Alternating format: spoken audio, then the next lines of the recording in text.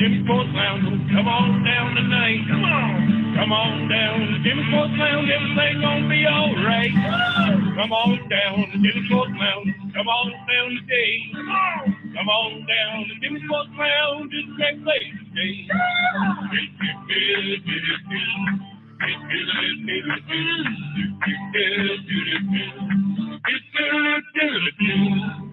Back again for number 10. Join Big B, DK, and Mike Jolitz for all the hot topics, weird news, and shenanigans. It's Cave Crew Radio, Season 10 at cavecrewradio.com. Yes, indeed, ladies and gentlemen, Cave Crew Radio, Season 10, back again, just to drive you crazy. Great show ahead. I'm here with Big B. Hi there. We're both kind of glancing at the NHL All-Star game, or whatever it's called. The skills competition. Yeah. We also Mitch Marner in his pink skates and his white suit. I know that's your favorite player. I don't want to hear anything. That is your favorite player. I hear you. Yeah, he's my favorite player. You can't stop talking about Mitch Marner. He is your absolutely favorite. He's got a lot of skill. He's a high-end player. He's got a lot of points, but he does weird shit. And I question his sexual awareness, or whatever you want to call it, his grounding point. I don't believe he has a fiance. I don't believe any of it. That new Barbie film with that's coming out this year, I'm sure he's going to be in it. And you'll buy tickets, I'm sure. Oh, just to see Mitch Marner. He'll win me when we win a playoff round. Well, if the Maple Leafs win a playoff round, you need to buy a Mitch Marner jersey. I already have one. It's hanging on the wall. No, not from his time. Not from his time in the minors, in your minor league team in your area. A Toronto Maple Leaf Mitch Marner jersey. I will don one. He's a very intriguing player. Let's put it that way. Very intriguing player. Anyway, listen, we got a great show coming up. We got the return of Twitter shits, which everyone loves. We've got our news. We've got Florida in the news. You have an epicenter, and I have a bomb to drop on you for a second epicenter, and I'll need advice. Oh, okay. I'm intrigued. I am personally trying to get over a cold. I've had a cold most of this week. There's a lot of that going on, and then that falls into our first epicenter. Yes, I guess it would be part of it. But this happened. This was like going on for most of the week. I'm hoping that your drink of the week will be a hot toddy. It will not. There's a big to-do about the drink of the week. Oh, so this is a great show we got coming up, ladies and gentlemen. Tell your friends.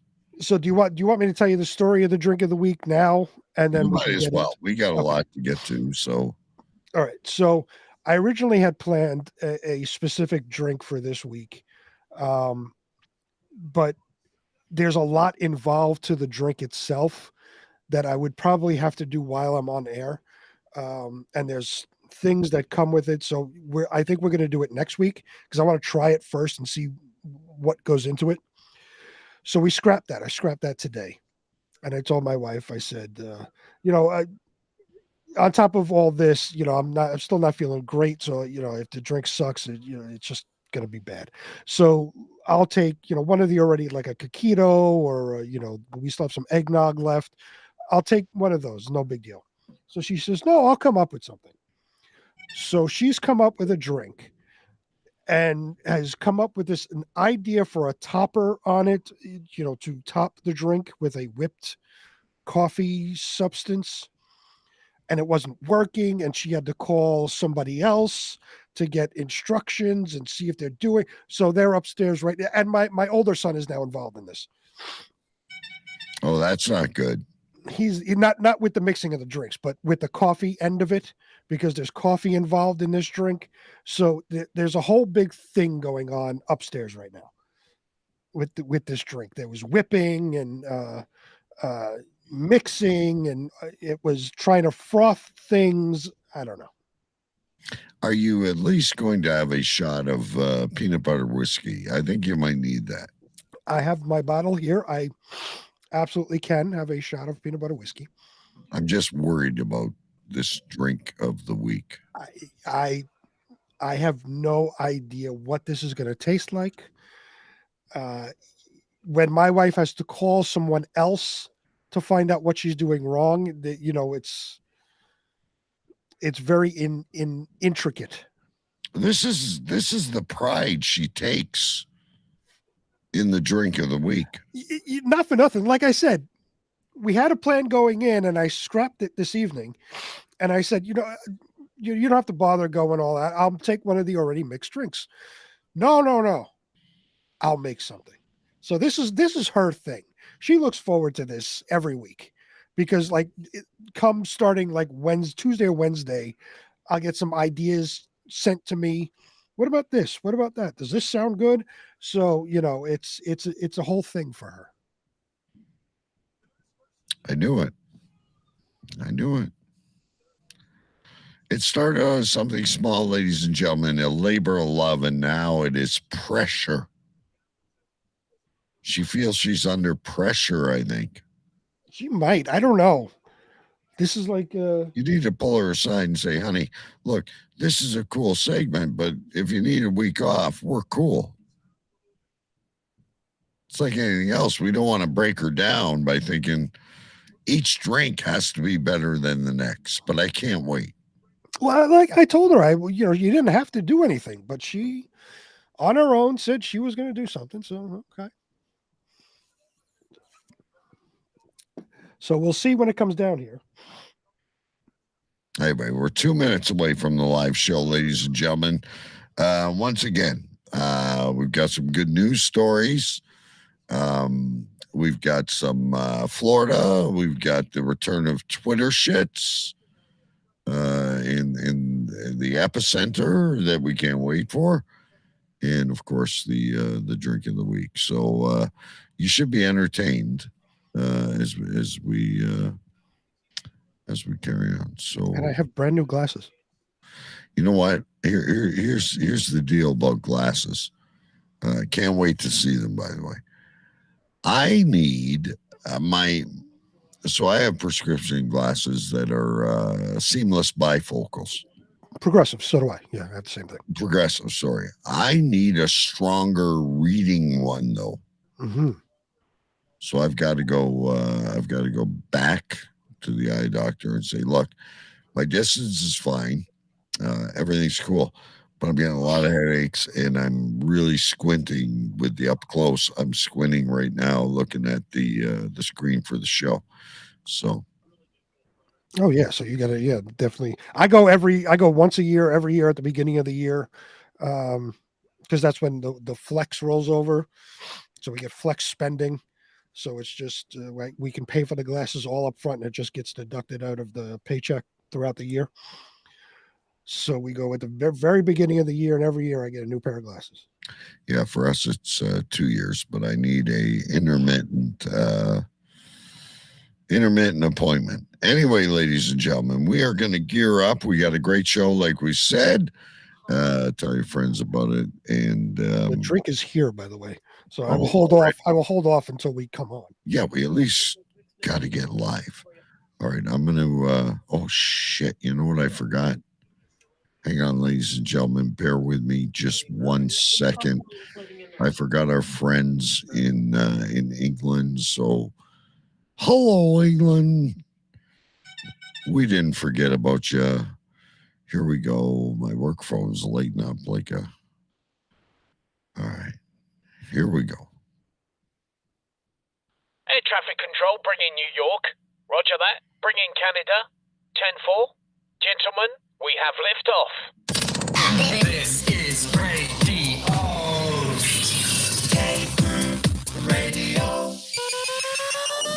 Bam!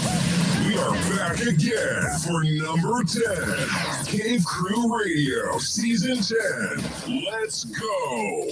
CaveCrewRadio.com.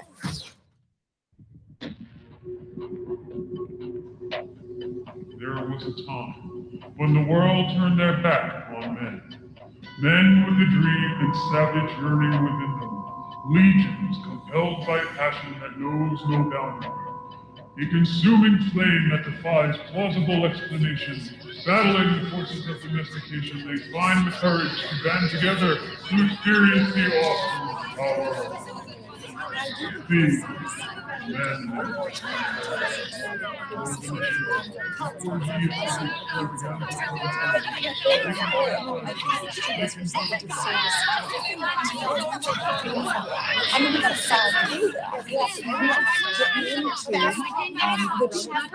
I say this with all due respect.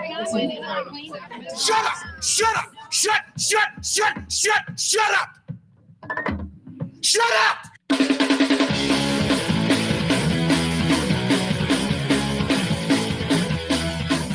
Tonight's broadcast of the masculine feminist has been commandeered by the secret society No Ma'am. Gotta go to a place like a shot and a beer, steak, man. Saying we can stop, get pancakes, and then we'll get laid, all right? Why do you drink ice cold beer on a hot day? Mr. Craven, what else are you gonna do with it? To alcohol, the cause of and solution to all of life's problems. The Yankees are champions of baseball. It's a power one goal.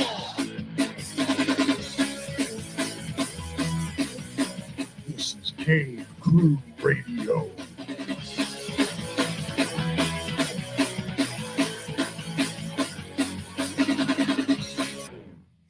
Good evening, ladies and gentlemen. Cave Crew Radio is the name of the show. It's great to be here with you. My name is DK. I am live in my cave in Windsor, Ontario, Canada. And like I said, great to be here. Big show, a lot to get to. Our order of things that are happening is getting discombobulated. But that's okay. It's a live radio show. So let me turn it over. And now, he is the king of the sovereign county of Urian Stench and Stenchlandia, the commander-in-chief of the Water Gypsies, the self-proclaimed president of the United States, a university graduate, and always the epicenter of something. Ladies and gentlemen, His Royal Highness, Big B. Yes, live from Queens, New York, I am King B, King of Stenchlandia and the Water Gypsies, your president-elect of the United States of America, and as always, the epicenter of something. But I think before the epicenter, as you said, our things are getting twisted around. Before the epicenter, we have the drink of the night. Oh, my goodness. So we have to go solo camera right away, ladies and gentlemen. We're sorry if we're throwing you off your regular routine of the show. That looks interesting. So as I was describing on the pre-show, there was a whole big to-do about things not getting frothed and my wife having to call somebody else to figure out what was going on. So this drink is called a Dalgona Coffee Martini. It has a Dalgona. What the fuck is Dalgona? It's some type of coffee, espresso or some shit. Okay. Oh, right. Wait, hold on, because I have an audience here. The Dalgona cream is instant espresso, sugar, and hot water. So Dalgona is a whipped into a froth. That's the whipping that was going on that wasn't working before. A process of froth. Right. Excuse me. in the shaker. Hold while he writes things down. So so this is put in the shaker with the drink, and the drink consists of Mr. Black's coffee liqueur, vanilla vodka, vanilla liqueur, milk, simple syrup, and the Dalgona whipping thing.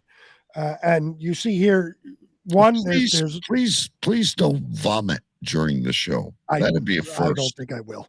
It's the glass is lined in sugar, and you see that dot in the middle. That is I a do coffee see that bean. dot.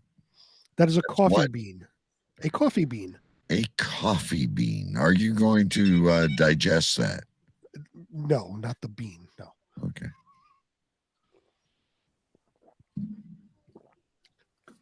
And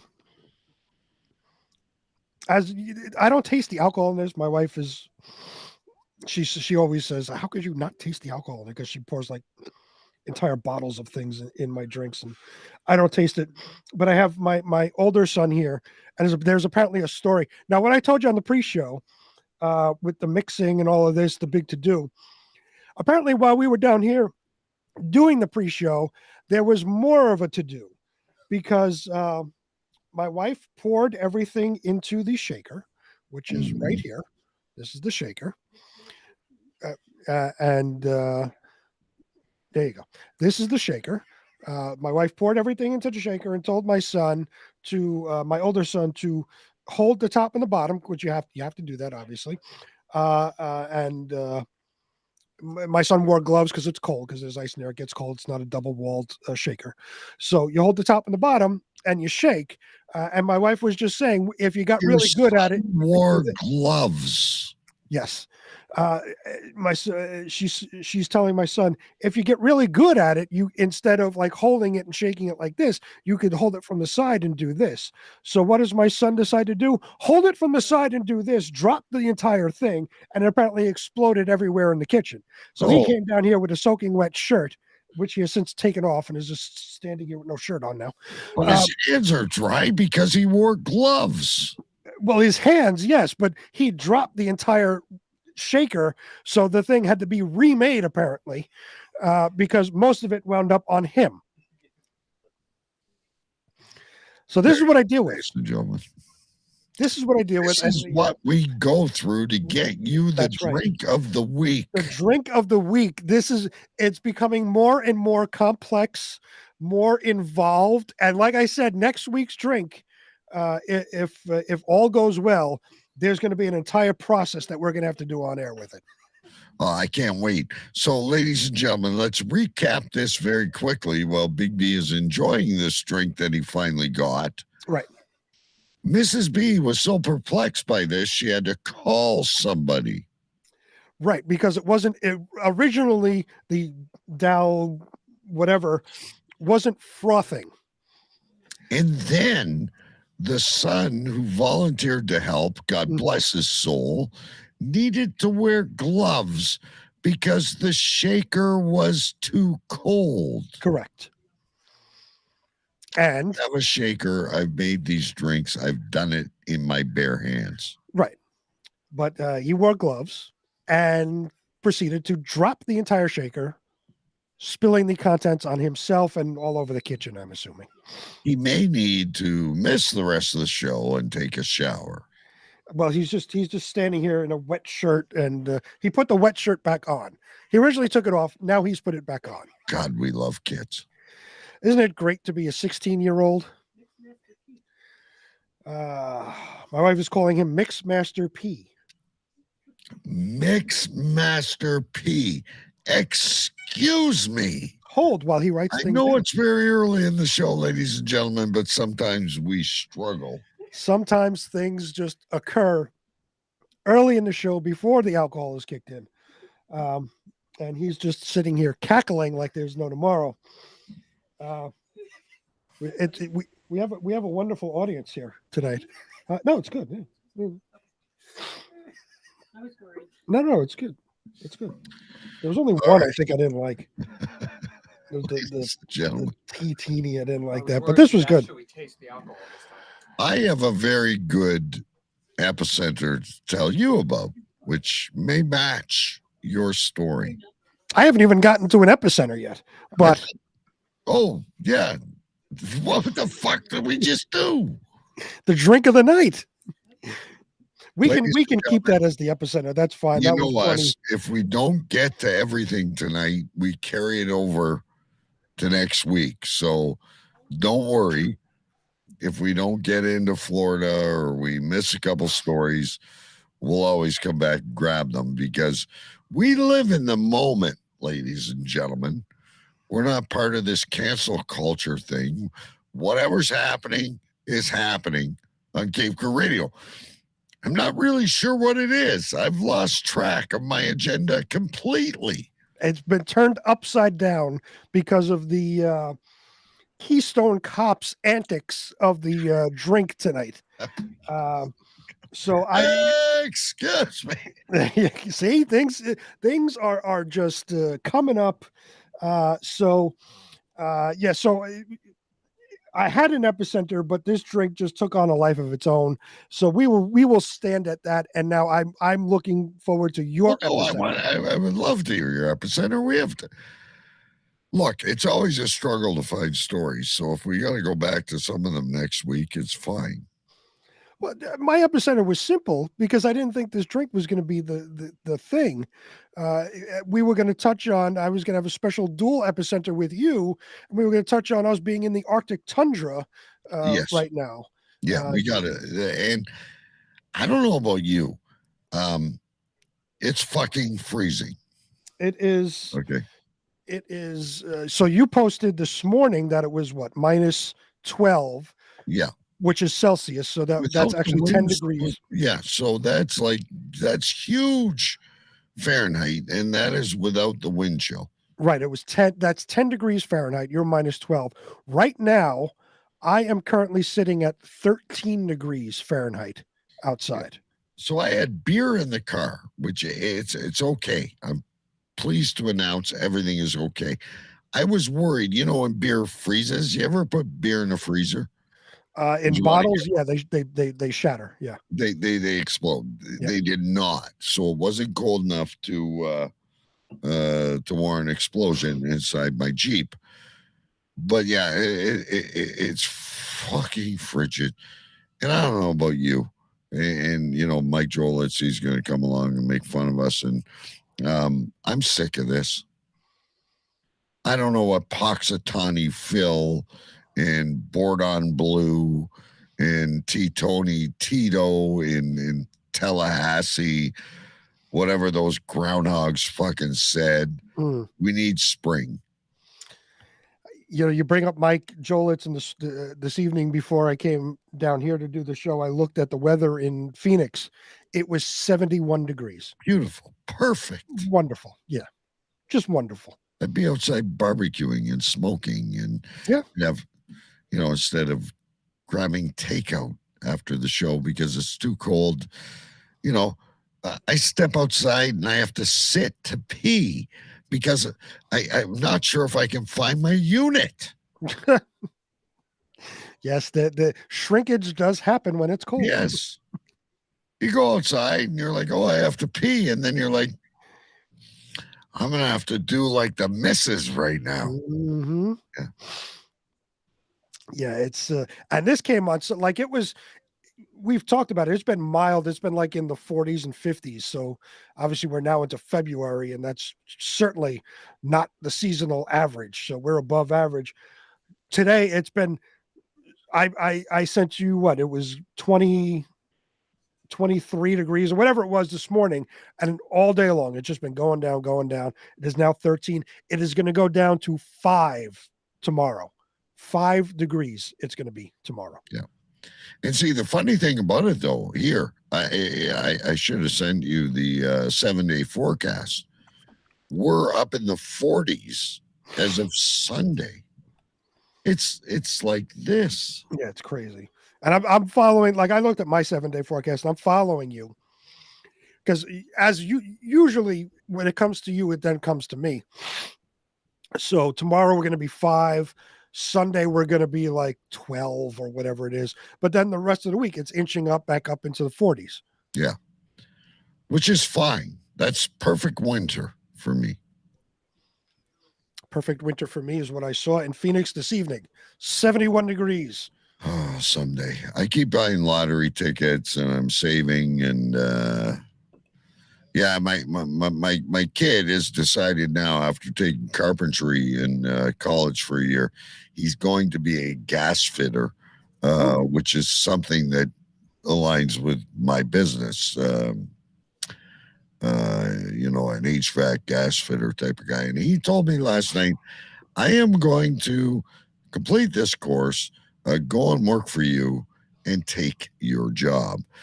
And I said to him, you'll make more money doing what you're doing as a gas fitter without the misery of my job. Which, by the way, I have a very embarrassing story to tell. And I'm not sure where I'm going to go from here. You, as a remote worker, know well about Zoom calls and Microsoft Teams. For sure. I'm used to Zoom calls. I know how they work. I'm on them all the time. It's the old way of the company. We were purchased, and we now have Microsoft Teams or something calls. Yep. Well, I was having a hectic morning at work and was getting a wee bit frustrating. Everything was under control. However, my computer was not cooperating with me. I log into a Zoom call, which is held by the chief executive officer of the company and the chief financial officer of the company. While logging in, I proceeded to say, for fuck's sakes, this fucking computer. Aha. The chief executive officer responds by saying, whoever is swearing, you're not muted. Yeah, that was me. I muted. Call goes on. We get the tale of the economy, the upcoming recession, yada, yada, yada, supply demands, da, da, da, da. The chief financial officer comes on about 40 minutes later and says, it was not me who was swearing, but I am also having trouble with my computer. I am not convinced that anyone knows it was me. And I'm usually very prudent and tactical in my business discussions. I was just having a mad morning and I thought I was talking to myself. I am not sure because they always talk about transparency and safe places. I'm almost tempted that I may have to send an email and say, I apologize, sir. But it was me who was swearing at my computer. Or should I say stay anonymous? I'm not sure. Was your video on? Was your camera No, my video wasn't on, but it says my name. And I'm right. sure I know how it works. Right? I know how it works. Yeah.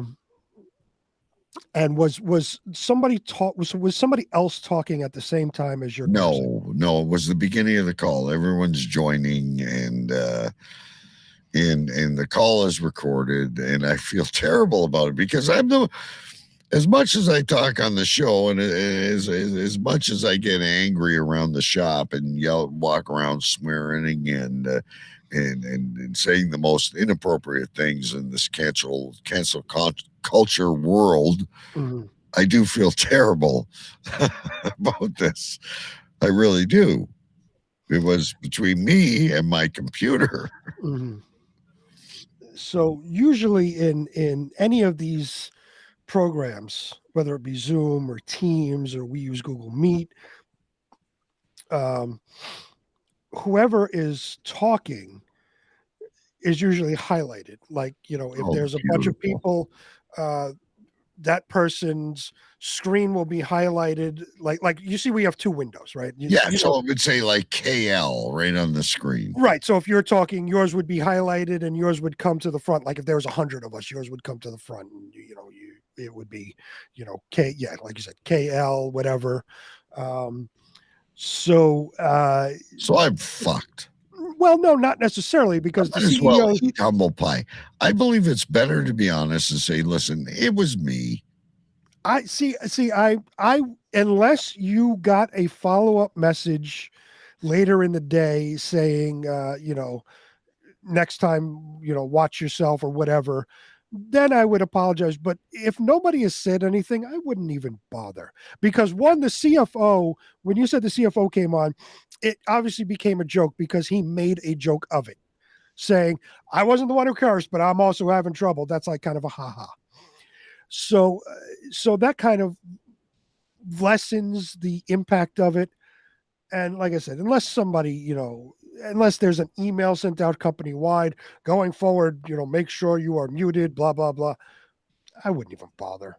Oh, You'd probably cause yourself more headache if just you say, embarrassment because it's embarrassment. But if you come out and say, yeah, it was me, I'm sorry, the next thing is going to be you're going to get sent an email for training for video conferencing and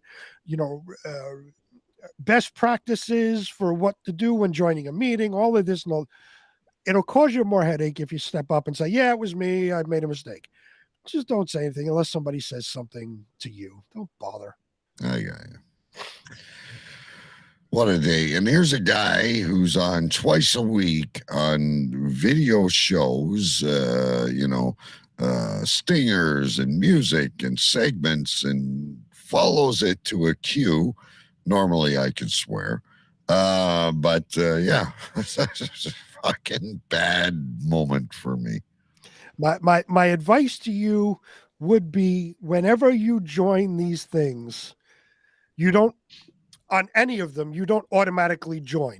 There's always a pre-screen when it says, do you want to join the meeting or this and that, or somebody's waiting to let you in. Your settings are always on the bottom. And I always do this. I make sure my camera's off and my microphone is off. When I join the meeting, if everybody's on camera, I'll turn my camera on. When somebody says something to me, I'll unmute myself. Otherwise, my camera's off, my microphone's off. Yeah. Every single time. Bad. But you must all love us because of the honesty that we bring to the show. Oh, for sure. Anyway, here we are, 8:23. I don't think we're going to get through everything, but that's okay. Like I said, that's Florida can wait.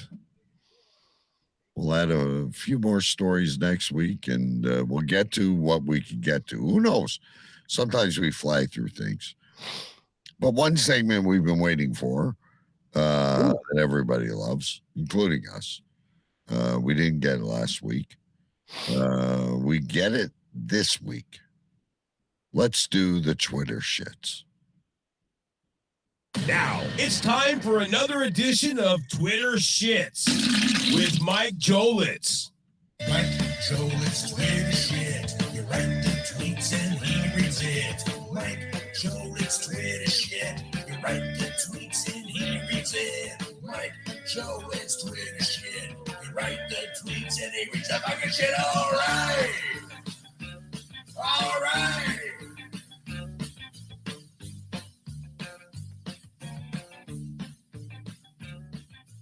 Hello, everybody, and welcome back to the Twitter shit. Hey, guys. Yeah, here's another Twitter shits for you. All right, here's the backstory. There's a Nissan Armada running around Pennsylvania. On the back window, he has the following message. Unvaxxed sperm, $3,500 a load. All right, there's the backstory. Here are the tweets. At Chad Demand tweeted, no lowballing. I know what I got. At Steven tweeted, I can beat that price. At Tim the Badger tweeted out, the jobs are out there, people. At Zany Bob tweeted, it's going to be a hot commodity someday.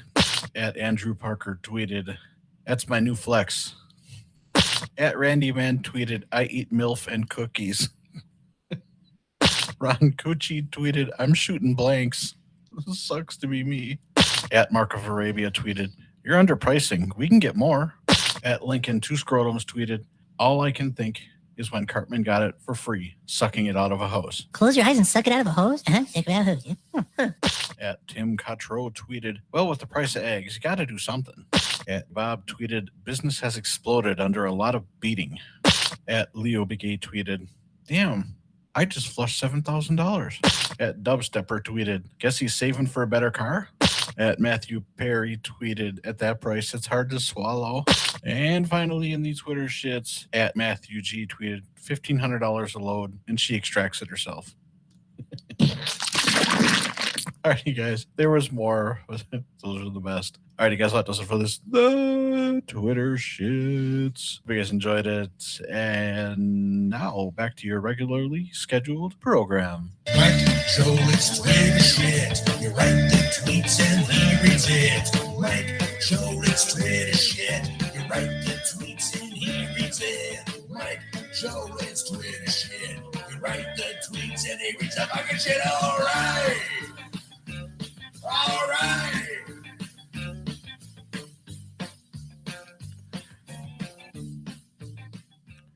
Good old Mike Jolitz. He discovers more things on Twitter than I ever will.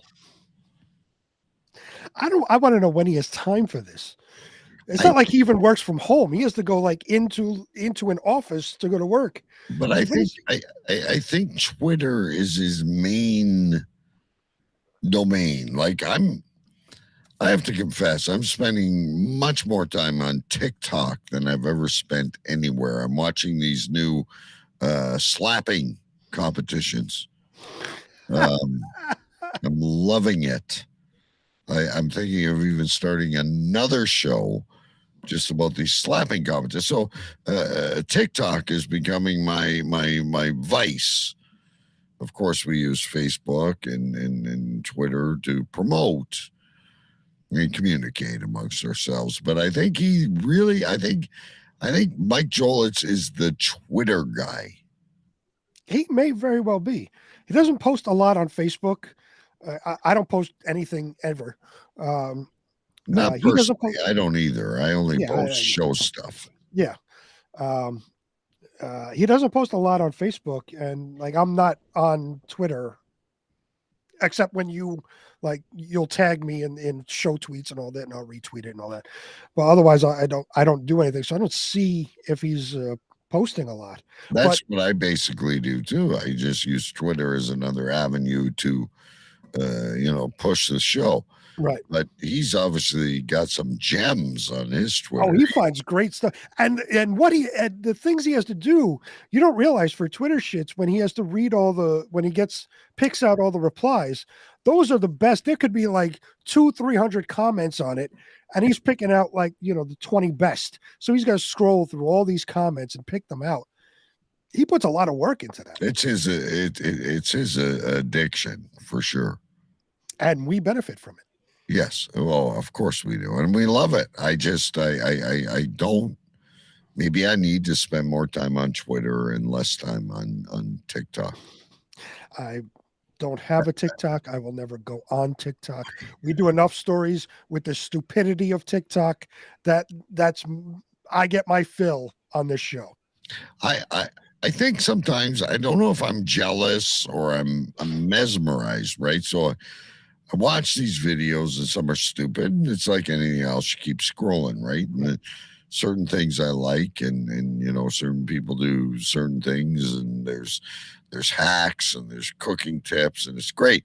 Last night I'm on there and I'm bored, and they have also TikTok Live, which I have not brought you into yet, but maybe we'll go there. Who knows? And it's... What's the politically correct way of saying this? Two overweight people cooking Italian food. Mm-hmm. And they were terrible. Is one of them named Alex? No. I don't. Oh, heaven forbid he ever finds TikTok. Oh, God. I haven't even seen Alex promoting shows and shit. I hope he's all right, by the way. Yeah, that's true. I haven't seen him in quite some time. Never wish harm on anyone, but he hasn't had his 189th fishing show anniversary YouTube blockbuster I can't thank you enough. And then I click on it and nobody watches it. But anyway, so I'm watching this couple, this weight challenge couple make food, pasta, bread, cheese, things that are very good for them. Right. And I'm looking in, they've got 1,000 viewers live. Watching them make pasta. What am I doing wrong? So tomorrow I'm going to make chili. So I said this to someone else today, baby. Tomorrow I'm going to make chili for Super Bowl. Get ready. You know, we always do that. We always have some different foods to eat. Super Bowl's not till next week. I know, but I like to prepare. And then, you know, on Super Bowl day, you're not, you know, starving in the kitchen. I got chicken wings in the freezer. I'm going to make some chili tomorrow. Maybe make a few meals for during. I'm thinking of going live on TikTok on the Cave Crew Radio page and just talking to people while I'm stirring and chopping shit up and all these things that I really think are really boring. Right. And just for a test, see how many viewers I get. So I might do that tomorrow. I might set a stand up, put my phone, make my shit, talk to people about all kinds of different shit, the weather or whatever. Tell them, you know, about what kind of tomatoes I'm using and see how many viewers I can actually get. Because what I think is engaging content, you know, we put a lot of effort into what we do. We have stories, we have epicenters, we have segments. A dude down in Arizona struggling all week to record a couple segments for us and yada, yada, yada. And we get 500, 600, 700 views, which to me is still good. 700 people are watching our videos on TikTok. And we have people that listen, and we have people that watch us on YouTube, and we're on, you know, Paul Stock Radio. Hello, England. I hope you're all great if you're up this late. But I don't get it. Right? Well, like I get it if you have a dog and your dog's doing something funny, or you're showing a video of a guy slapping another guy and the guy passes out, or somebody falls off a roof. I get the shock value of that. I get where you're beating me. But two very large people making ricotta. So do you think this test is worthy to me? I would try it. Why not? You're going to be doing it anyway. It's not like you're going out of your way to make your chili. You're going to do it anyway. So why not? If you got TikTok, you got a TikTok live channel, go on there and see what happens. Well, it's the Cave Crew channel. So, you know, I'll go on as Double K and I'll say, hey, this is not the... Anyway, I'm going to give it a try. I'm into these social experiments because, you know, we got a guest coming up on our other shows who's has like 4 TikToks, and he did something, and all of a sudden he's got 2 million views. I'm just curious what triggers people. It is interesting, right? Like we do all the stories, and we have, you know, the special TikTok segment where these, you know, these things get millions of views, and it's the most asinine things on the planet. Yes. And they get, we had 2 million views this week from, you know, somebody peeling a banana, whatever it was. Exactly. And I'm not saying we're worthy of 2 million views, but like, I think we could get 10,000. So what I do is, just so you know, when I put a TikTok up, and the same ones I show on Twitter, I cut it down to 1.5 minutes. It might be exactly what we're talking about right now. It's you and I talking, music, production, yada, yada, a little bit of research, a little bit of effort. No. 500 views, 2 shares, 15 likes. I don't get it. I don't know. Should I just get on the camera and show my bare ass and call myself Frank the Talking Ass? That's what I'm going to do. Hold while I write things down. I'm going to stand there with my ass in the camera. Hello, this is Frank the Talking Ass. Today we're going to talk about grass growing. I bet you I get 5 billion views. That is my nomination for show name unless something else comes up. There's a lot Frank of the Talking Ass. I'm just saying. I know you're not into TikTok, but you should go on there and you watch. And there's girls dancing and other people have like other people show themselves driving down the street and they're talking about how they're driving. There's all kinds of different shit. I love TikTok. I absolutely love it. It's a creator Shangri-La. But I don't get the algorithm. And I see these things like if I'm on Facebook and I scroll, you've probably seen it, you get this section of reels and it's, various people doing weird shit. And a lot of it is fed from TikTok. Yes. So I see these things and I just someone doing this, Big B. Right. They get 10,000 views. There's all these different like TikTok challenges, and I'm not talking about the main ones that we hear about the Tide Pods and all that. Like, can you stand on one leg for 10 seconds and eat a chicken wing? Yes. Dumb shit like that. It gets millions and millions of views, and I see it on the reels. I'm like, what the fuck is this? See, we're all in the same boat. Is this, ladies and gentlemen, Frank the Talking Ass?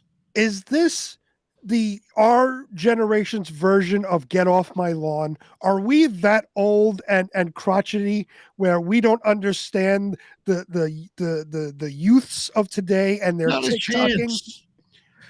I come downstairs here where my son's out now. He's older, so he goes out on Friday nights, which is a good thing, socializes. But I look over my shoulder, and you and I are cable, sports, right, news. Right. Sure, we watch our streaming shows, but we're structured.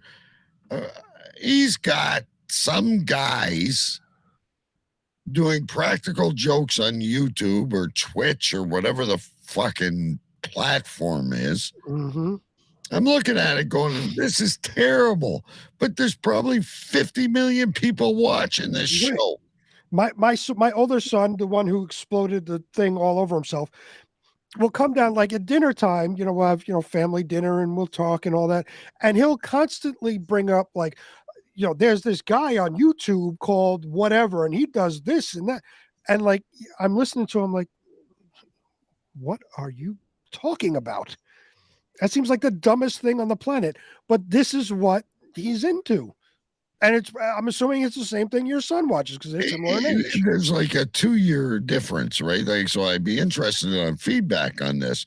And like I said, as an older guy, I'm into this TikTok thing. Like there's the good and there's the bad. Like I cue on, there's pythons eating dogs and shit. Like I scroll right past, but there's all kinds of shit. This TikTok is a genius thing.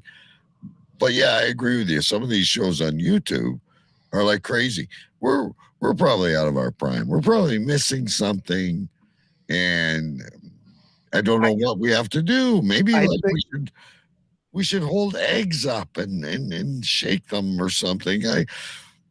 This is I after having this conversation, I firmly believe this is our Get Off My Lawn. This is the new age of the old cranky man sitting on the porch.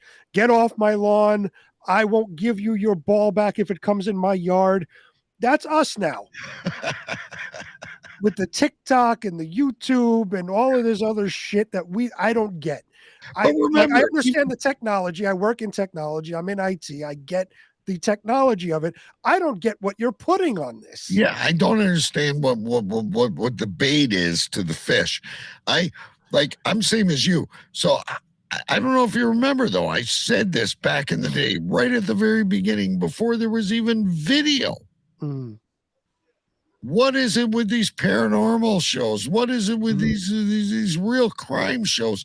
Does nobody like to laugh? Right. We're two real guys. We're shooting the shit. We've had a good time tonight. We've killed almost the entire show without even doing a news story. But we're putting in entertaining shit out there. We're talking. There's got to be parents out there who would understand what we're going through.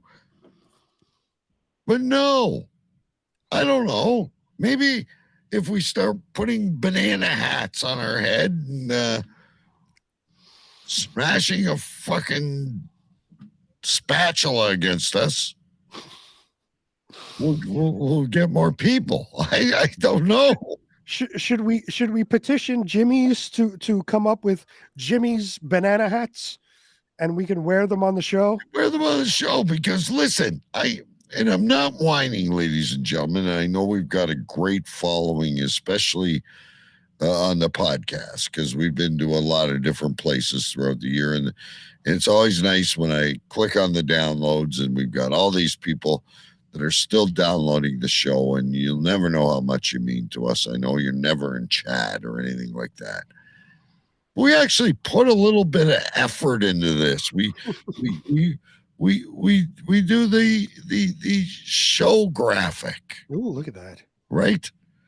We advertise on Facebook and Twitter and Instagram and our shitty little TikTok station. And I'm not talking about a podcast influencer. There's somebody out there that can maybe steer us in the right direction, because maybe we're getting a little stale. You know, we got trivia shows. We got Choo Choo Mania. We do all this shit for you. It's some guy peeling a fucking banana. You want Frank the Talking Ass? You got it. I'm done. Frank the Talking Ass. Here's what I want. I want a Choo Choo Mania. Choo Choo Mania 3 was originally supposed to be me and Choo Choo Stu, but I don't think that's going to happen. I want Frank the Talking Ass versus Bordeaux in Choo Choo Mania 3. So you want me to show my rear end and my face with a mask on the same screen? Two different cameras. Oh, for fuck's First of all, I think if I actually showed my bare ass, we'd be in big trouble. I'm sure that's even worse than a copyright infringement. Two different cameras, Frank the Talking Ass versus Bordeaux live, Choo Choo Mania 3. I guarantee you, though, there will be a cartoon or some kind of a prop bringing you Frank the Talking Ass. You guys wanted this. You got it. I think. Give me a few weeks. Here's what I think. I think that you do this tomorrow as Frank the Talking Ass making chili, but you don't show your face. You would just strictly show like your hands or whatever. Keep it mysterious till the big reveal in a few weeks, whenever Frank the Talking Ass makes his official appearance. So you're what you're saying is I should cook the chili. Yeah. And announce that there will be it's not really a face reveal, but a face reveal of Frank the Talking Ass. Come at it do the video as Frank the Talking Ass, but you don't know what he looks like. All you see is hands working on the food, making the, grinding the, mixing the meat, mixing the beans. I think what I'll do tomorrow. Listen, I think what I'll do tomorrow, I'll do a normal TikTok. I will promote Frank the Talking Ass. I will now transpire our second page, which is Pucks and Pints, which was originally Bordeaux, but has enough followers to go live. And I will turn that to Frank the Talking Ass. Wait, so what happens to Pucks and for this shit? I'm far too old for this. What happens to the Pucks and Pints page then? Well, there's nobody watches it anyway. It's Pucks and Pints is not a TikTok thing. Oh, on TikTok you're talking about. Okay. Yeah. I'm I stuck won't in do it. Twitter. No. I won't. No. I got a good thing going with Pucks and Pints, and I actually enjoy it. I'm thinking of doing this Frank the Talking Ass shit as an experiment, but I gotta like alter some shit on TikTok. Obviously, I can't show my ass, so I'll like have to just show like my butt and jeans or something. And then get like a microphone that comes up because obviously I Right, can't you get a headset. I can't talk on my ass. I'm not that talented yet. Maybe as I get older, I'll be able to fart in harmony. Like But Peter no, Frampton, you know how we did that. You know that song he did? Yeah, oh, of course I do. Yeah. Wah, Maybe wah, I'll wah, be able wah. to do that with my ass eventually. I'm far too old for this shit. Frampton and the Frampton. What do we say? Frampton and Frank. Ass comes alive. The ass comes alive. Yeah, 2023. Hold while I write the ass comes alive. This is not where we want to go. I'm too old for this. I think Frank the Talking Ass would be a hit on TikTok. Yeah. Dad, what are you doing? I have to record a Frank the Talking Ass video. We had 15 million views on the last episode. But wait, aren't we supposed to go to the Leafs game? 1 second. Yeah. I have to fart. I'd like to tell us about your dad. He seems like a stand-up kind of guy. Is he going to run for mayor one day? No, he's too busy being Frank the Talking Ass. I love it. I can't wait. You know me, ladies and gentlemen. I love a challenge. Would Frank the Talking Ass make an appearance? A week so for this. I can't. Of course. But would Frank the Talking Ass make an appearance in the Weavers audio drama? Sure. As maybe the neighbor down the block. I don't know how an ass would do in an audio drama, though. I think Frank the Talking Ass is more a visual thing. Okay. Wouldn't you? Well, I don't know if there's a voice that goes along with it or what. I don't know. So I'm just throwing things out there because this is what's called workshopping an idea. Ladies and gentlemen, if you've been listening to us since 2015 or 16, whenever it started, we've had all these marvelous ideas. We have. We're still here. At square one. Yes, that is 100% correct. Committing to you for another season. Is there anyone out there? Just email us at cavecrewradio@gmail.com. Is there anyone out there who has never said a word? Nothing. Boo. But, oh my God, another episode of Cave Crew Radio has dropped. I can't wait to hear what these idiots are going to talk about next. Just curious. Please let us know. Is there anyone who has read the entire encyclopedia of Cave Crew Radio? I'd like to know the guy after this week's show, whoever downloads it, later next week, whenever people download, the guy that talks to his friend who may also be listening, and they discuss the potential of Frank the Talking Ass. Right around the water cooler. Right. Like Choo Choo Stu came in at a certain point. Now he's too busy reading health books and he's gone. Mike Jolitz came in, a very important part of the show. He's still with us, but he came in. Scotty and Chair, Jason and Amanda, Chris Apthorpe, Short Side. They've all intermittently kind of jumped in and they've enjoyed the ride. But is there anyone out there that can say, I've been with you since day one. I listened to you when your audio sucked on All Radio X, and I've endured the entire painful journey. Please let us know. We will make you an honorary member Lifetime Achievement Award member. Ooh, I like that. I like that. We should put if we get enough responses, we should I don't add think that. there's going to be more than one. Come on. I'm trying to be optimistic here. Well, but you're talking like 344 episodes. I know.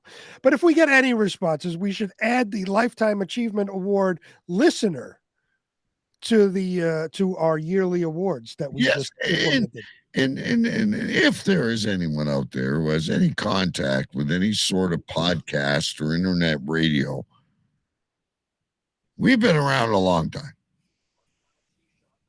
We deserve recognition. God damn right. Just saying. Why don't we do Joel? Let's read the news for another quick break. Do a shot of peanut butter whiskey, and then we'll go into our regular news. This is the drink that keeps on giving. I've refilled this like 4 times already. Well, there you go. I hope you're feeling good. I have to pee as always. Florida might have to wait, ladies and gentlemen, but you know us. If we shelf it, it's coming back next week. So don't worry. Ladies and gentlemen, for the second time tonight, the one and only Mike Jolitz. This time, his take on the news.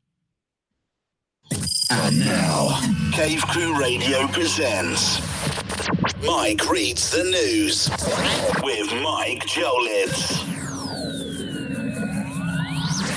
Kia ora, guten tag, and konnichiwa, bitches.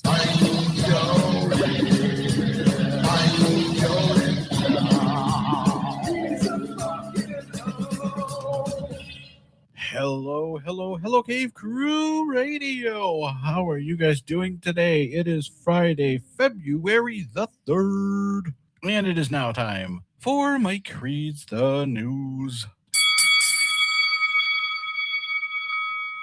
The FBI searched Joe Biden's beach house for classified documents. Joe Biden isn't sure who this Joe Biden guy is or where this beach house is. Punxsutawney Phil saw his shadow. Yeah, it's 6 more weeks of winter for you northerners. Sucks to be you. Ozzy announced he's canceling his upcoming tour. He's done touring. Says he can't do it anymore.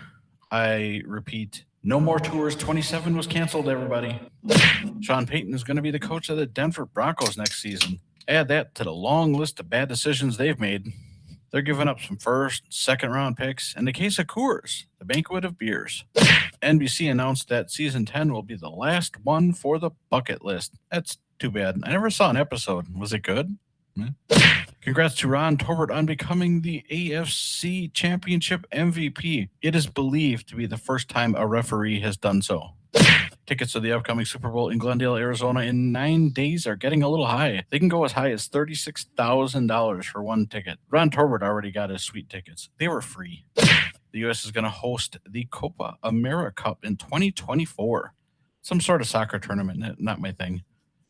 The U.S. will not hoist the Copa America Cup as they will not win.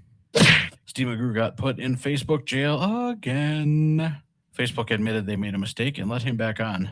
I bet that's never happened before.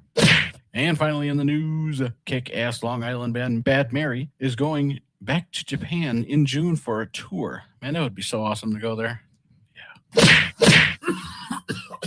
Alrighty, guys, that does it for the news. And now it is time for the tidbits. They're not headlines. They're just little tiny pieces of shit.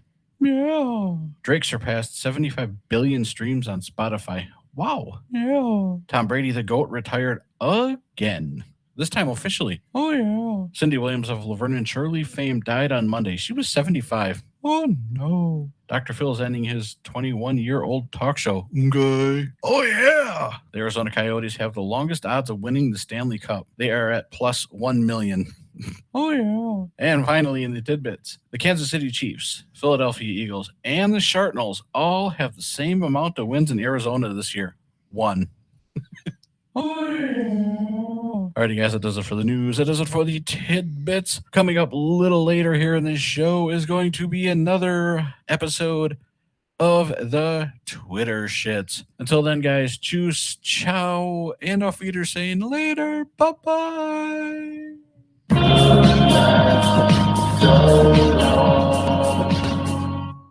Sorry, Mike.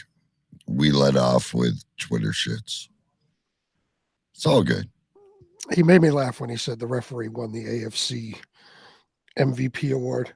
That was funny because it's true. I don't know if you You watch. know what? That guy should have never hit Mahone, and I really don't like either team. I hate Cincinnati. I hate San Francisco. I felt bad when that guy broke his arm, but it is what it is. I'm still going to cook chili. There you go. Sorry. My apologies. Frank the Ass is going to make chili tomorrow. See, My wife is going to have me checked into a home.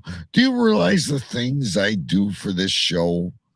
She thinks I'm fucking weird enough as it is. I talk to the dogs. I do this weird show. Now I'm going to be doing Frank the Ass in our kitchen. I'm heading for divorce court, ladies and gentlemen, and Dr. Phil is retiring. What did she say when you put on this weird mask and became Bordeaux? She just, I told you, I used to be a hockey player. This must be what she's hanging on to. I have no idea why she's with me. But she in my very, very limited interactions with her through this show, she seems to be such a good sport. She is. She's a great sport. Yeah, and very cool about all of this. So kudos to her. And you know, like when we're on vacation and when we go places, it's almost like going through an acid rehash or something. I'll occasionally slip into goofy me. And she'll just grab me and say, Kenny, please. And I'll be, it's okay. We're all having a good time here. Kenny, please. Please. Not today.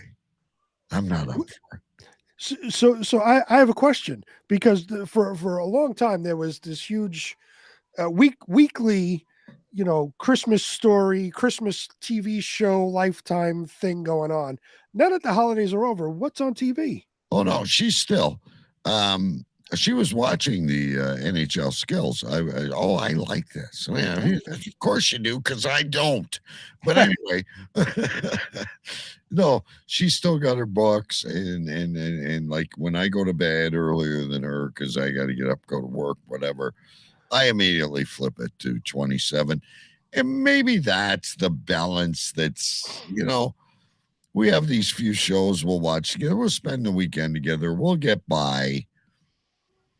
But maybe that's it. I got my thing. She's got her thing. We're both happy. We really do have a lot of common interests when it comes to food and restaurants and travel and our pets and our yard and our, you know what I mean? But then there's that disengagement that happens, which is probably healthy.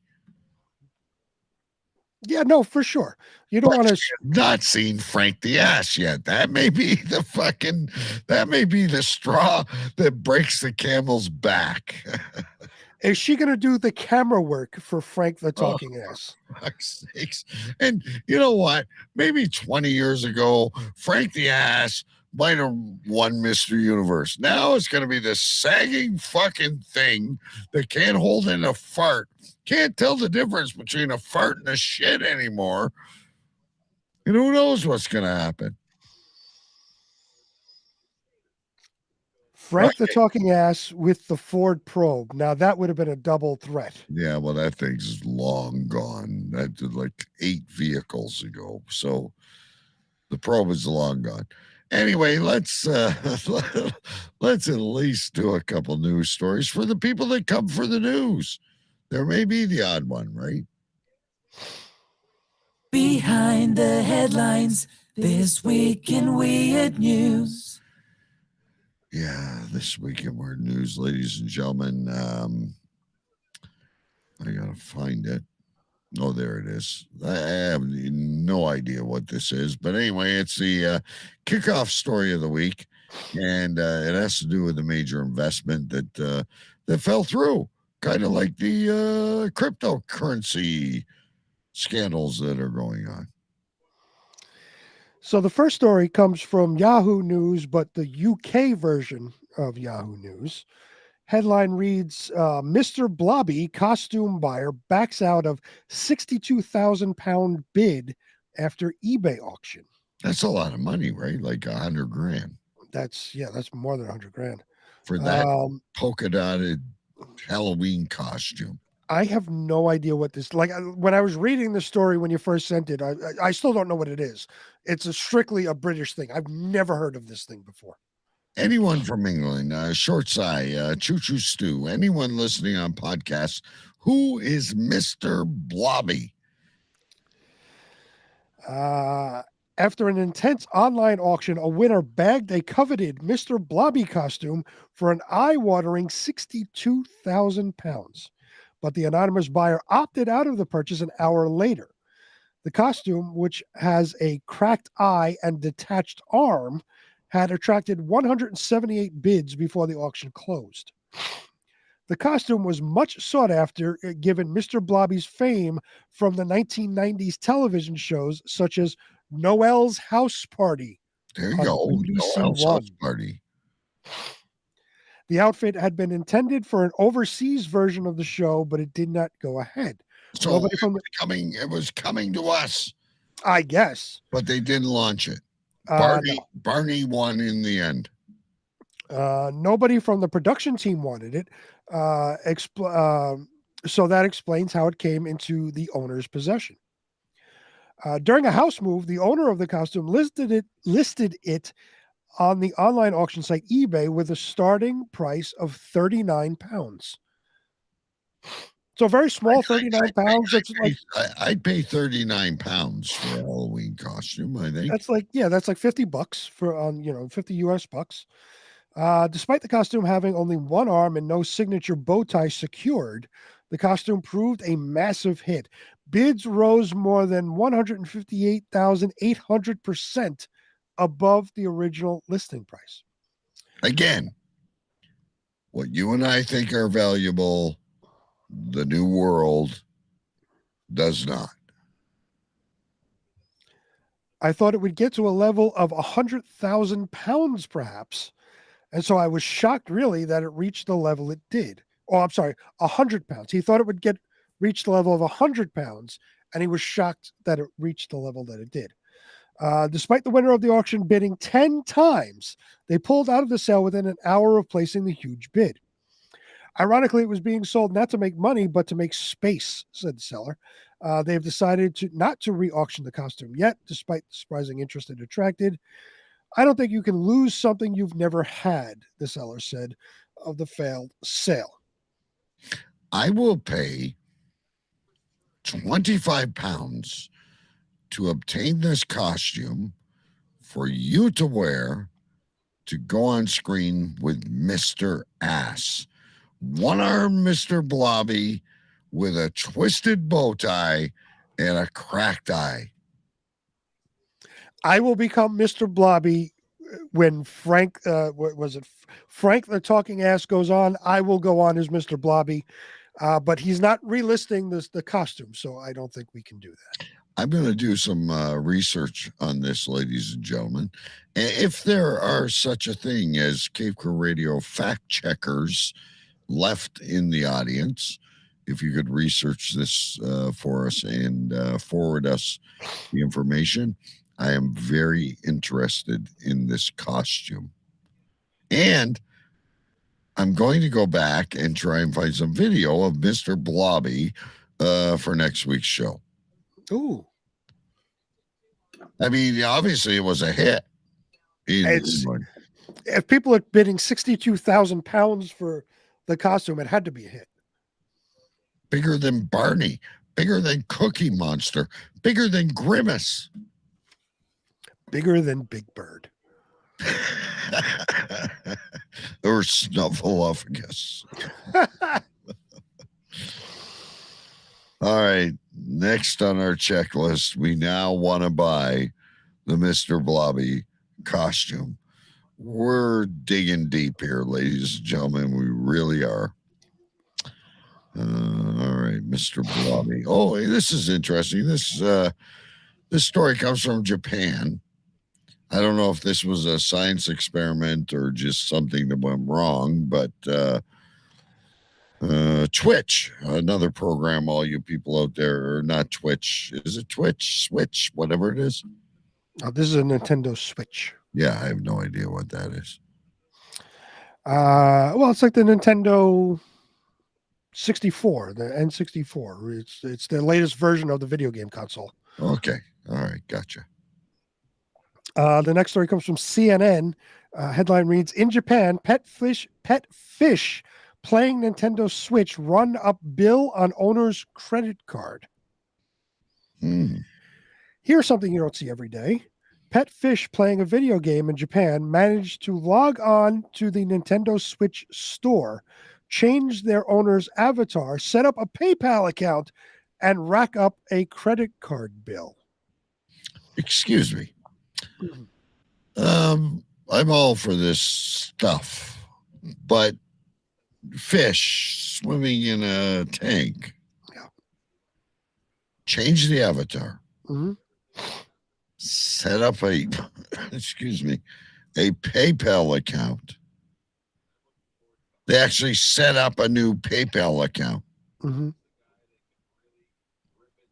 Set up a PayPal account and racked up a credit card bill. I'm all ears. And it was all seemingly live streamed in real time on the internet. The fish in question belonged to a YouTuber known as Mute Kimaru. Mute Kimaru. Mute Kimaru. Will he be a neighbor of the Weavers? Ooh, he could be. Ute Kimri. I like it. Whose channel is popular with the gaming community for its videos featuring groups of tetrafish that play video games. Moot Kimaru had previously installed sophisticated motion detection tracking software in fish tanks, enabling the fish to remotely control a Nintendo Switch console. But the technology... Time for this fucking shit. Well, a lot of the technology stuff comes from Japan. These people are brilliant over there, and they just think outside the box and come up with this weird shit, and they wind up with fish playing video games. So I'm gonna one-up Noah right now. He had 2 of everything on that fucking wooden boat that floated for 40 days and 40 nights, whatever it was. I'm putting sensors on tetras in my fish tank. You think I'm weird? Well, this is normal in Japan. But the technology and the fish's apparent mastery of it led to an unexpected turn of events earlier this month when Mute Kimaru was live streaming a game of Pokemon. That's still a thing, eh? That's still a thing. Okay. Mute Kimaru had stepped away for a break when the game crashed due to a system error and the console returned to the home screen. But the fish carried on swimming, obviously, because that's what fish do, like fish tend to do, and seemingly continued to control the console remotely from their tank. During the next 7 hours, the fish reportedly managed to change the name of the owner's Switch account before twice logging into the Nintendo store, where users can purchase video games and other downloadable content. They also managed to check the legal terms and conditions, downloaded a new avatar, and even set up a PayPal account from the Switch, sending an email out to their owner in the process, which was all on live stream video. Can anyone verify this? This is bigger than Planet of the Apes. Well, this was all live streamed. So unless the guy was like literally hiding in the background for 7 hours doing this, this was live streamed to the world. But things didn't end there. The fish were also seen adding 500 yen, which is $4, okay, to Mute Kimaru's Switch account from his credit card during the live stream, exposing his credit card details in the process. Was he like, oh, this is very, very good? I couldn't tell you. By this point, thousands of comments were streaming in as viewers watched the unintended takeover being live streamed on the channel, and the incident went viral on Twitter, where thousands of Japanese users shared their amusement. Yut Kimaru later said that he had contacted Nintendo to explain what happened and asked for a refund of his 500 yen. Nintendo declined to comment. Can you imagine calling up Nintendo and saying, I know I put 500 yen on my account, but it wasn't me, it was my fish. Yeah. If I was on the other end, I would immediately hang up, thinking it was a crank call. Hence, Frank the ass. Frank the talking ass.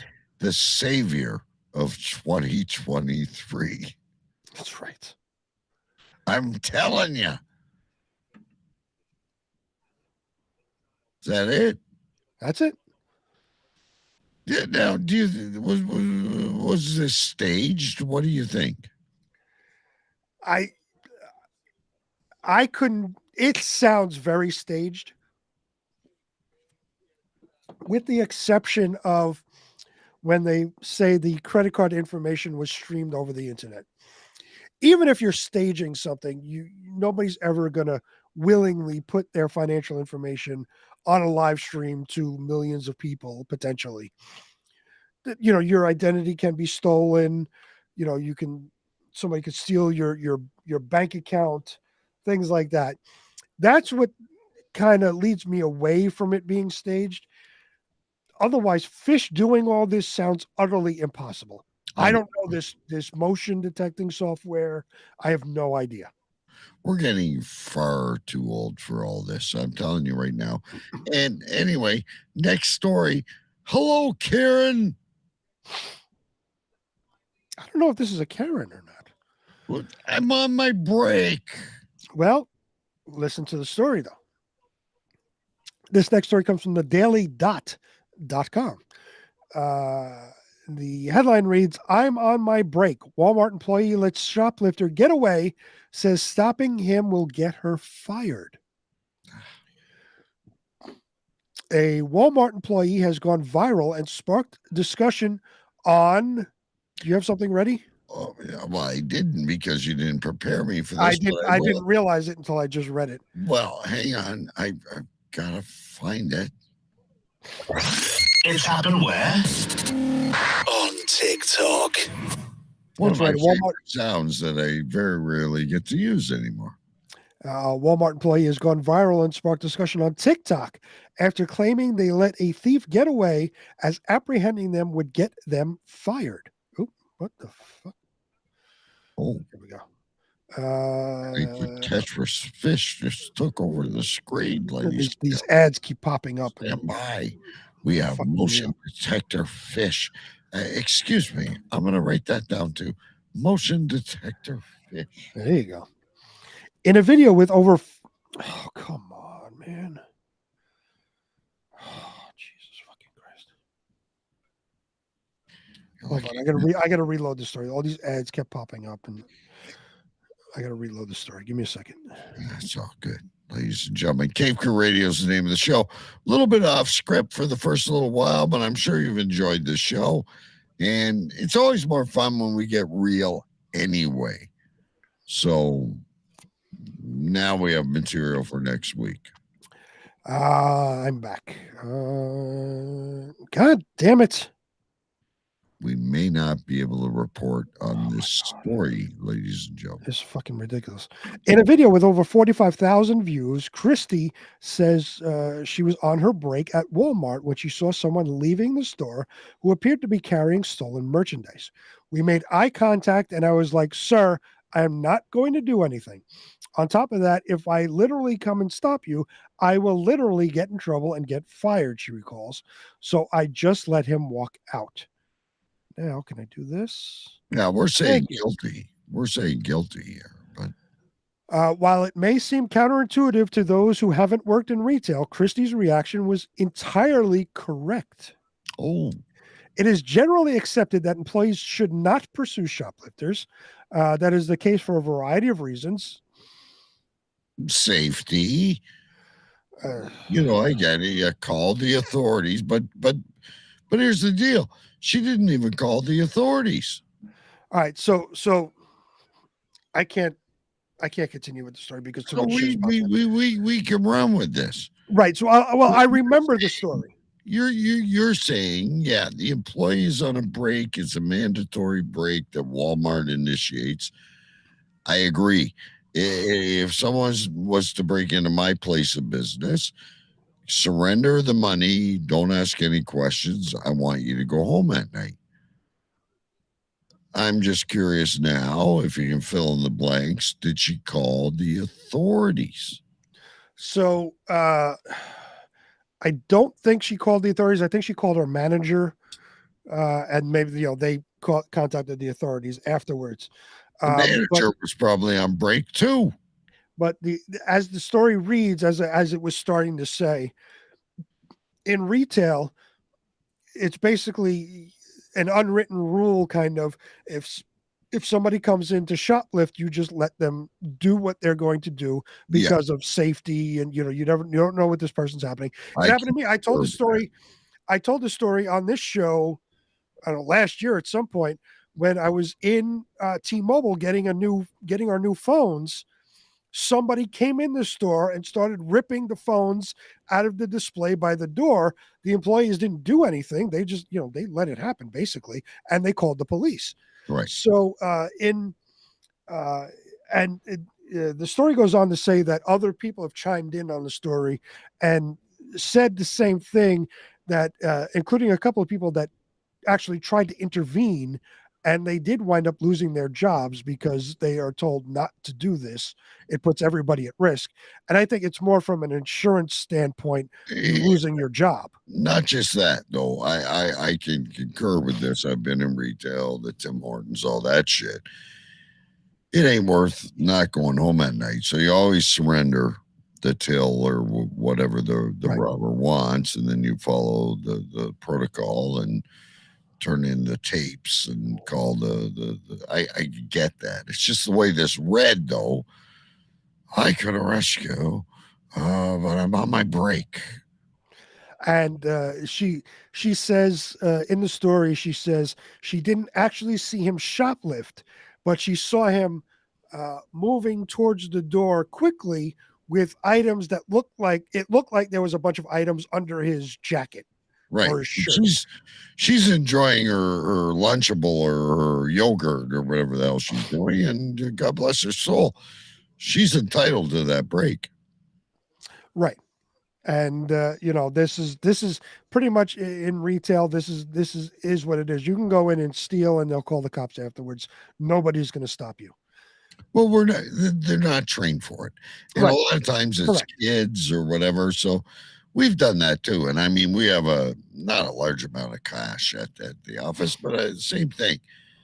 Someone tells you they want the cash, you fucking hand it right over to them, and we'll worry about the consequences after.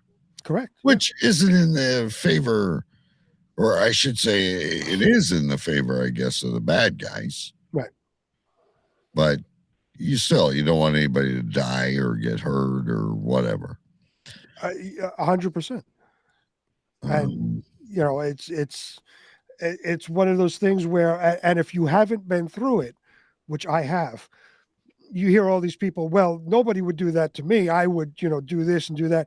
When you're faced with that, at that point of being robbed, not even shoplifted, but you're being robbed, all that macho bullshit talk goes out the window. It's done. Yeah. You can say, I would do this and I would do until you're actually put in that situation, you wouldn't do anything. Right. Money can be replaced. Hopefully things are insured. This is in your neck of the woods.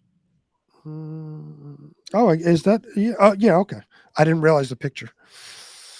This is bizarre.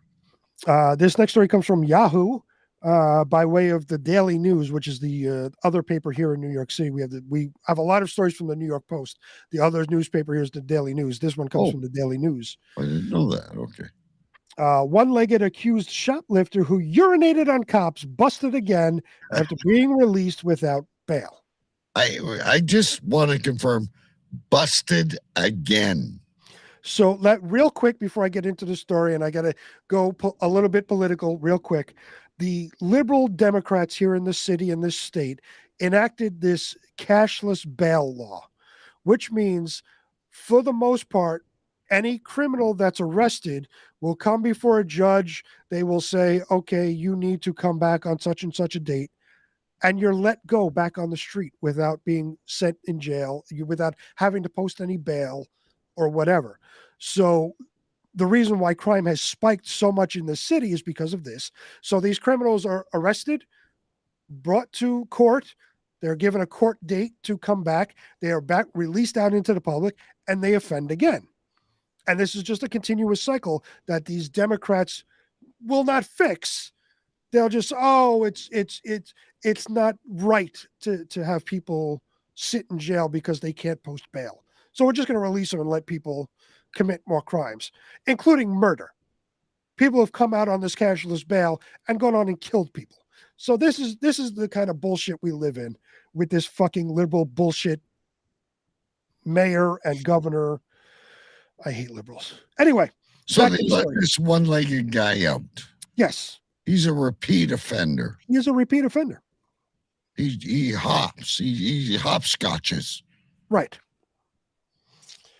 The one-legged accused shoplifter caught on camera urinating in the air while wrestling with cops arresting him was released without bail and was busted for assault just hours later, as I just described. This is a tough guy. The newly released Utano Bernard has just returned to his Upper East Side stomping grounds Thursday evening when he repeatedly struck a 68-year-old woman with in the knee with one of his crutches at the 68th Street Hunter College subway station. So this guy's on the ground. He's swinging his. I'm sorry. We're going to get backlash for this, but I'm imagining this one guy lying on the ground, urinating in the air with his crutch, fucking smashing a 68-year-old woman. It's ridiculous. Cops at the station. Only in New York, ladies and gentlemen. We talk about Florida so often. This is what cashless bail gets you. Cops at the station took him into custody for assault. Well, that didn't take long. Inspector Melissa Eager, the commanding officer of the 19th precinct, tweeted on Friday. The criminal who robbed a CVS, assaulting 2 employees and 2 cops, arrested again. Again, this has to do with the cashless bail nonsense that these liberals in charge just love to let criminals roam the streets. But wait a minute. While he's robbing this place, is he crawling on the ground like a fucking zombie? Or I couldn't tell you. I don't know. Okay. Eager said Bernard also threatened to push the woman down the subway station stairs during the clash. On Thursday morning, Bernard was released without bail for attacking 2 CVS workers and 2 cops at Lexington Avenue near East 88th Street on Wednesday. The homeless man, who stays in a Brooklyn shelter, swung at store employees after he was caught palming $65 worth of items, including 6 cans of Red Bull and 4 master lock padlocks. What a combination. Right. He punched the workers with one of the padlocks looped between his fingers like a pair of brass knuckles. He also fought off 2 police officers called to the scene, striking both officers in the face. As cops wrestled him to the ground. Let's go to this here. He's peeing his pants. It took 2 of them to take this. I'm not making fun of disabled people, ladies and gentlemen, but let's put this into perspective. 1 leg sweep and you got the guy down. You don't know the homeless crazies here in New York City. That's what I'm saying. Is he a fucking zombie? What is he? They have like retard strength. I don't know what he's on. As cops wrestled him to the ground, Bernard took a moment to relieve himself. Oh no, a Bronx physical trainer who recorded the video, who only wants to be identified as Julio, screamed as he recorded. That's disgusting. That's fucking disgusting. Excuse me. Bernard was taken to Metropolitan Hospital for a medical evaluation before he went to court. The cops were also briefly hospitalized. One of the officers was bleeding from the mouth, Julio said. They were trying to restrain him, and that's when he decided to pee on them. Bernard was hit with a raft of charges, including robbery, aggravated assault of a police officer, and petty larceny. A Manhattan district attorney asked that he be held on $200,000, but the judge decided to place him on supervised release. Again, he robbed a CVS. He fought two cops. He peed on them. He went to court. The judge released him. And then he struck an old woman in the knee with his crutches. May I correct you? He took a moment to relieve himself. He took a moment to relieve himself, yes. Bernard, who sometimes uses a wheelchair and is known by area merchants as Wheelie, has never done state time, but has 14 arrests under his belt, stretching back to 1999. 14 arrests, never done prison time. Liberals have destroyed this city. This is what happens. You say I make these things up when I talk about it, but this is an actual story. He robbed a CVS, attacked two cops, pissed on them, was immediately released from custody, and as soon as he was released, he assaulted a 68-year-old woman with one of his crutches. This is what liberal policies do. And he did all of this. What I find amazing is you guys like you make heroes out of Jesse James and Al Capone. This guy's got one fucking leg. He is doing this with one leg. I guess maybe give him a little bit of credit because he's doing it with one leg. I don't know. But that's it. That's it for that story. Ladies and gentlemen, we don't have time for any more. We do have another story which will carry over till next week.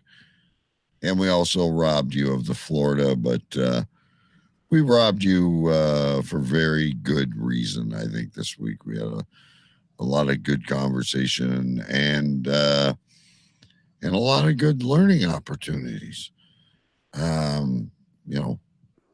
Various things. All right, now is the time we name the show. I do have a few things written down. Most of them will probably be show notes. Mm-hmm. I will definitely, from our last story, nominate this as a show note. He took a moment to relieve himself. Very good show note. I liked urinated in the air, but that was before that. I like this one too. I can't remember where it came from. I eat MILF and cookies. That was Twitter shits. Oh, okay. I love that. Keystone Cops antics. There you go. Making of the drink. With the price of eggs, you've got to do something. A process of froth. Ooh, a process of froth. I like that. I was on the ball tonight. My favorite, and I'm sure you're going to trump me in the end. My nomination, ladies and gentlemen, for the show is Mix Master P. Ooh, Mix Master P. That was right at the beginning when we were talking about the drink. Yes. Definitely one of my favorites. I didn't see you writing a lot, so I'm going to say you have 4. I have 3. I didn't think you had much. My first one, I guess, would be a show note. I'm not nominating it for a show name, but Bigger Than Big Bird. Oh, yeah, that was good, too. Bigger than Big Bird.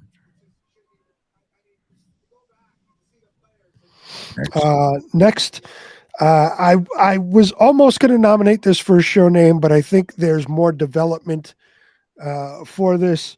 Frank the Talking Ass. This could be a show note. Or just stay tuned. I think it's just stay tuned because we really got in depth with Frank the Talking Ass. So I think it's more of a stay tuned. My nomination, along those lines, when we talked about Peter Frampton and Frank the Talking Ass, the album would be The Ass Comes Alive. All right, so I think we've got, and I agree with you. Frank needs work. Frank is not something that is gonna materialize while I'm making chili tomorrow. Ladies and gentlemen, we have The Ass Alive. The Ass Comes Alive. Oh, The Ass Comes Alive. My apology. The Ass Comes Alive, or Mix Master P. And no one's with us. I don't see anybody in chat, so I will leave it up to you. Well, I like The Ass Comes Alive, but I also like Mix Master P. That was. I'm gonna leave it with you. I'm gonna volley like a game of Uno, and I'm gonna say back to you. Hold on 1 second. Oh, what? I don't know what happened. All right. You pick. Heads will be Mix Master P. Tails will be The Ass Comes Alive. I'm using a U.S. dime. That's fair. A Heads, U.S. time. I'm gonna pick. I'm gonna pick Tails. So you're going to say The Ass Comes Alive is Tails. No, I'm going to say Mix Master P is Tails. Well, actually, you don't need to call it because whatever it lands on, that will be the name. Oh, okay. So, so Heads will be Mix Master P. Yeah.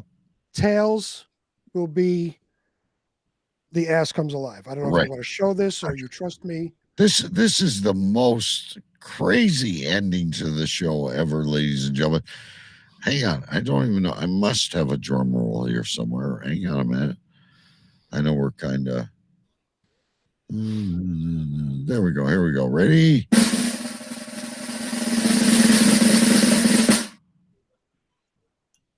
It is Tails. Which is? I think Tails was The Ass Comes Alive. Oh, I don't even fucking know. Now, all right, let's do it again. Hold on. Heads. Write this down. No, Heads. You write it down. Okay, Heads is what? Mix Master P. All right. Tails. The Ass Comes Alive. All right. I got it. Hang on. Let me cue up the sound effect.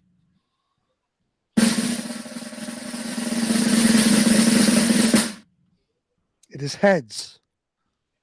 Which is Mix Master P. There you go. And that is not P-E-E, ladies and gentlemen. That is Mix Master capital P. There you go. That's it. Mix Master P will be the name of the show. You tell your son he is now a name of the show. A show named after him. There you go. All right, ladies and gentlemen, we still had a story we didn't get to. We still got Florida, and I've already got 3 more stories for next week. Just stay tuned. There may be some progress in Frank the Ass. Frank the Talking Ass, sorry. Frank the Talking Ass. Just stay tuned. See you next week. Later. Thank you to all the listeners on our affiliate stations. To find out more, check out Cave Crew Radio on Facebook and Twitter.